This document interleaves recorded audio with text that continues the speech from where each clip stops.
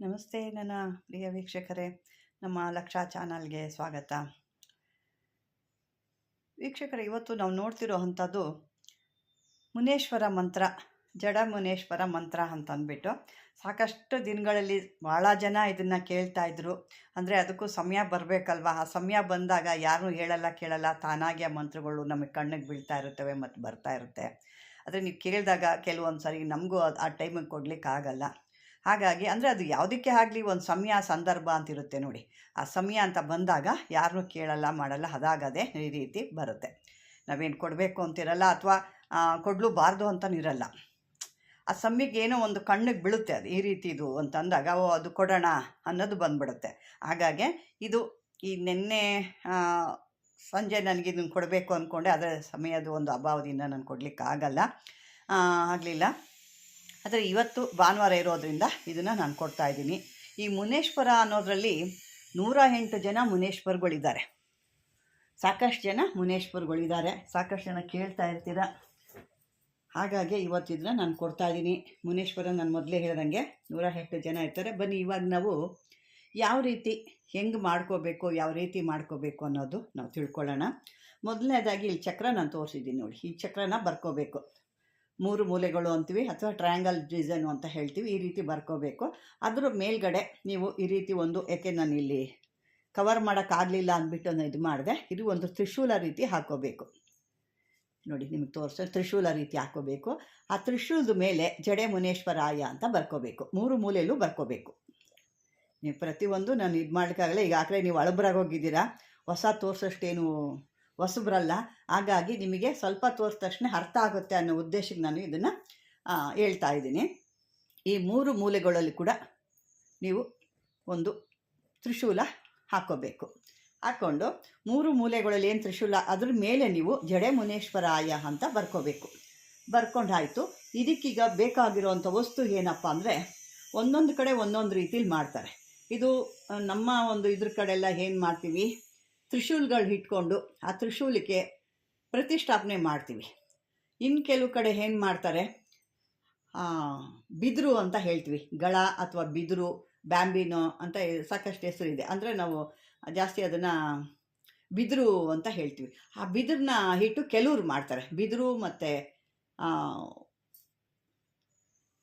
ಇನ್ನೊಂದು ಅಲೋವಿರಾ ಕಡ್ಡಿ ಅಂತ ಬರುತ್ತೆ, ಅಥವಾ ಕಳ್ಳಿ ಕಡ್ಡಿ ಅಂತಲೂ ಬರುತ್ತೆ. ಕಳ್ಳಿ ಅಥವಾ ಇದ್ರು ಅಂದರೆ ಬೇಲ್ಕಳ್ಳಿ ಅಂತ ಎಲ್ಲ ಬರುತ್ತೆ ನೋಡಿ. ಆ ರೀತಿ ಕಳ್ಳಿ ಒಳಗಡೆ ಮತ್ತು ಬಿದಿರು ಎರಡೂ ಇಟ್ಕೊಂಡು ಕೂಡ ಪ್ರತಿಷ್ಠಾಪನೆ ಮಾಡ್ತಾರೆ. ಇನ್ನು ಕೆಲವರು ನಮ್ಮ ಇದ್ರಲ್ಲಿ ಕಡೆಯಲ್ಲಿ ಏನು ಮಾಡ್ತಾರೆ, ತ್ರಿಶೂಲ್ಗಳಲ್ಲಿ ಇಟ್ಕೊಂಡು ಮಾಡ್ತಾರೆ. ಇದರಲ್ಲಿ ಎರಡರಲ್ಲೂ ನಿಮ್ಗೆ ಯಾವ್ದು ಬೇಕೋ ಅದು ಆಪ್ಷನ್, ನಿಮಗೆ ಯಾವ್ದು ಬೇಕಾದ್ರೂ ನೀವು ತೊಗೋಬೋದು. ಇದನ್ನು ಈ ಮಂತ್ರನ ನೀವು ಸಿದ್ಧಿ ಮಾಡ್ಕೋಬೇಕು. ಇದಕ್ಕೆ ಇದರಲ್ಲಿ 2 ಥರ ಇದೆ. ಕೆಲವರು ಬಲಿ ಕೊಟ್ಟು ಮಾಡ್ತಾರೆ, ಕೆಲವರು ಸ್ವಾತಿಕ ಆಹಾರದಲ್ಲಿ ಮಾಡ್ತಾರೆ.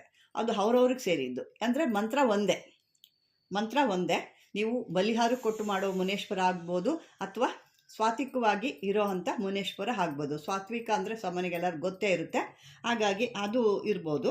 ಇದನ್ನು ನೀವು ಮಂತ್ರ ಹೇಳಿ ಸಿದ್ಧಿ ಮಾಡ್ಕೋಬೇಕು. ಸಿದ್ಧಿ ಮಾಡಿ ಈಗ ನಾನು ಮೊದಲೇ ಹೇಳ್ದಂಗೆ ತ್ರಿಶೂಲ್ ಆಗ್ಬೋದು, ಅಥವಾ ಈ ಬಿದಿರಿಂದು ಒಂದು ಹೇಳಿದ್ನಲ್ವ, ಅದು ಒಂದು ಬಿದಿರು ಬರುತ್ತಲ್ವ, ಅದು ಒಂದಾರು ಇಟ್ಕೋಬೇಕು. ಅದ್ರ ಜೊತೆಗೆ ಈ ಕಳ್ಳಿ ಅಂತ ಬರುತ್ತೆ. ಆ ಕಳ್ಳಿ ಅಂದರೆ ಬೇಲ್ಕಳ್ಳಿ ಅಂತ ಒಂದು ಬರುತ್ತೆ ನೋಡಿ, ಕಡ್ಡಿಯಾಗಿ ಬರುತ್ತೆ.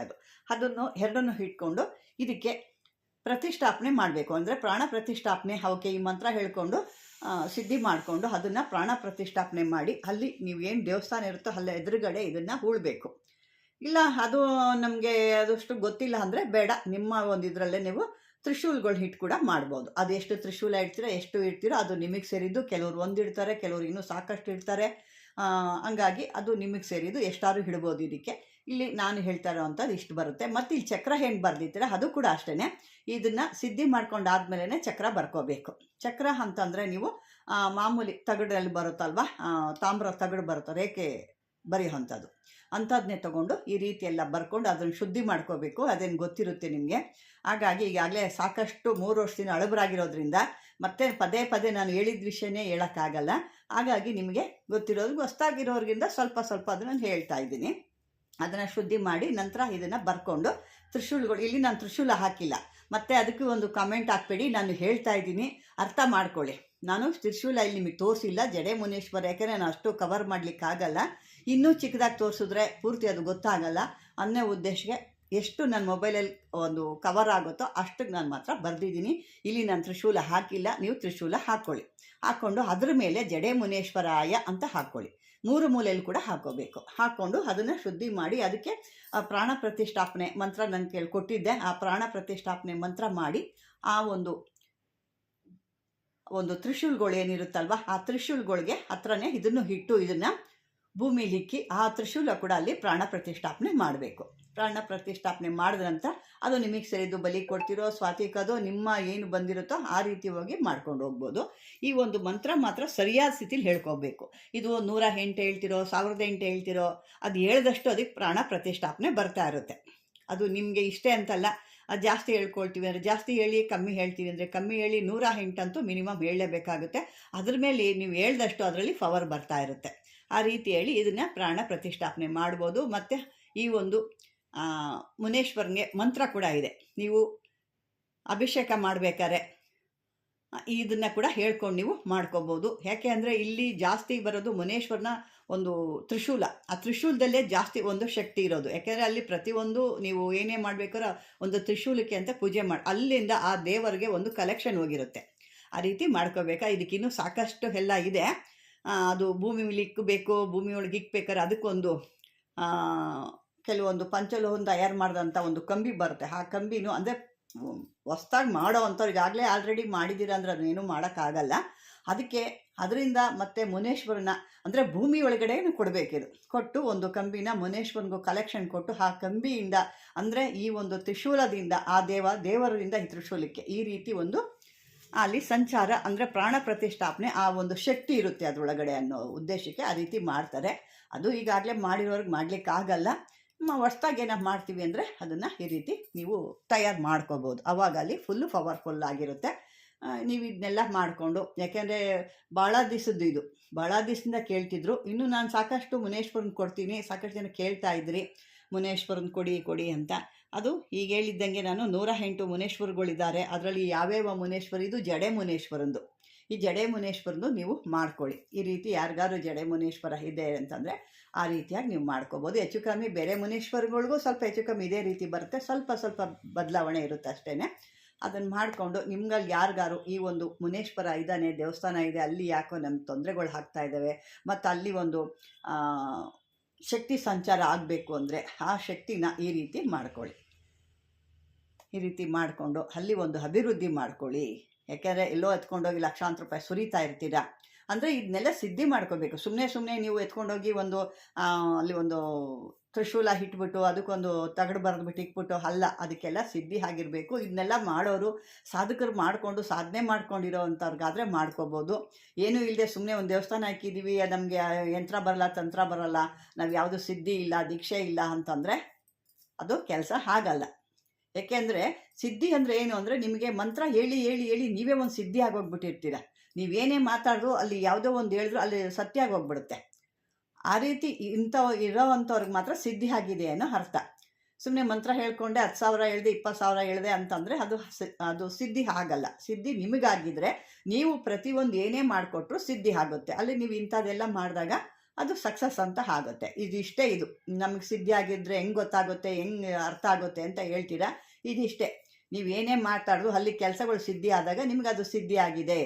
ಮತ್ತು ಕೆಲವೊಂದು ಕನಸುಗಳಲ್ಲಿ ಕೂಡ ನಿಮಗೆ ಒಳ್ಳೆ ರೀತಿಯಲ್ಲಿ ಕೆಲವೊಬ್ಬರಿಗೆ ಮಂತ್ರ ಕೂಡ ಬರ್ಬೋದು. ಕೆಲವ್ರ ಮಂತ್ರ ಕೂಡ ನಿಮಗೆ ಯಾವುದೋ ಒಂದು ದೇವತೆ ಯಾವುದೋ ಒಂದು ರೂಪದಲ್ಲಿ ನಿಮ್ಮ ಕೂಡ ಮಂತ್ರಗಳು ಕೂಡ ಹೇಳ್ಕೊಡ್ತಾರೆ. ನಿಮಗೆ ಕೆಲವೊಂದು ಮೂಲಿಕೆಗಳ ತೋರಿಸ್ಕೊಡ್ತಾರೆ. ಅಂದರೆ ಆ ರೀತಿ ಸಿದ್ಧಿ ಆಗಿದ್ದರೆ ಮಾತ್ರ ಇಂಥದ್ದೆಲ್ಲ ನಡೆಯುತ್ತೆ.